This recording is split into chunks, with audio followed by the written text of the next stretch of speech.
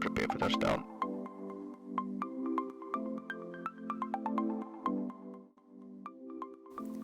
You have arrived at your destination, Kapama Game Reserve. Get ready for an experience of a lifetime with open vehicle safaris, 5-star luxury accommodation and pure African bush. Good morning, folks.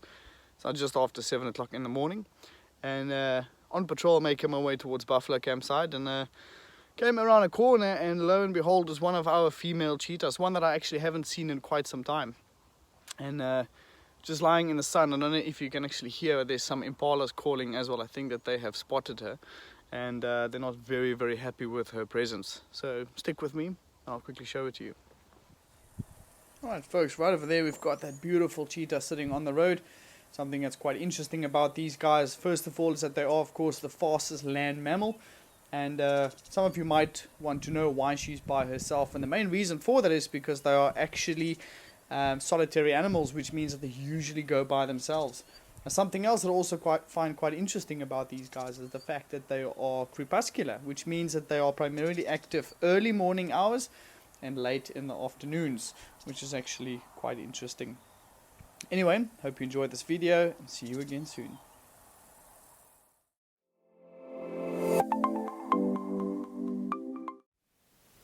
I stopped here at this little mud pan, and there was a little leopard tortoise that caught my curiosity, but it's actually walked away into the bushes now.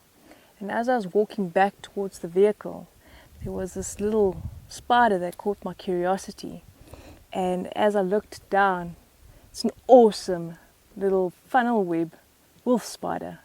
So come a little bit closer so I can show you. They're very common and usually smaller than a 5 Rand coin. As you can see, it is an open tube-like burrow, so they wait for the passing prey in or near the mouth of this burrow. They are harmless to humans, and they would rather retreat than attempt to bite you.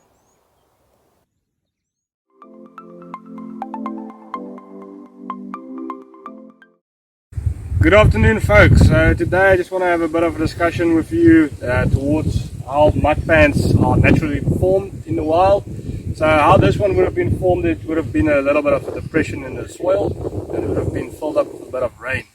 And during the years, what will happen is warthogs, buffaloes, rhinos, and even elephants as well would have come here and come and wallow in the mud. So basically what mud wallowing is, it's just the animal come in here and come and roll around in the mud to get mud stuck onto his body, and then later on he will go to a tree or a rock and go scrape that mud off, and that will help with hygiene to get rid of ticks and parasites that's on the body of the animal itself.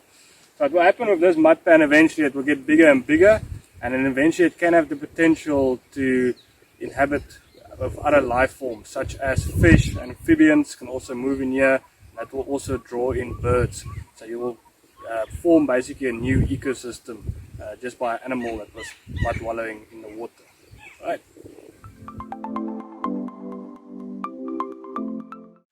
So this dung is made by a hyena, and as you guys can see, this is very, very white.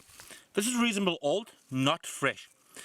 The reason why it's very white is because they eat a lot of bone. A hyena's got extremely strong jaws that has the ability to crush bones, and it's pretty much very easy to crush it. They break up the bones, crush it open to get the marrow inside, and pretty much because they can. They have the ability to do it.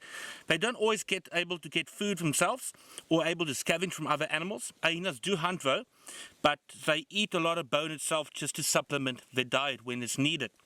So with the high amount of bone they're eating, with the high amount of calcium, it turns white with all the calcium when the scat becomes very, very old.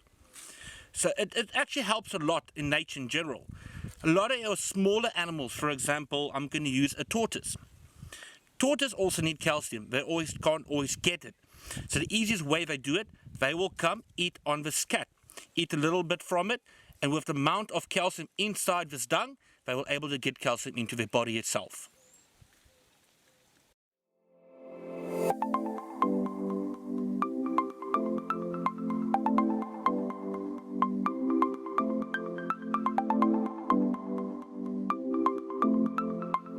Alright folks, so for today's question is, which land mammal is the fastest one?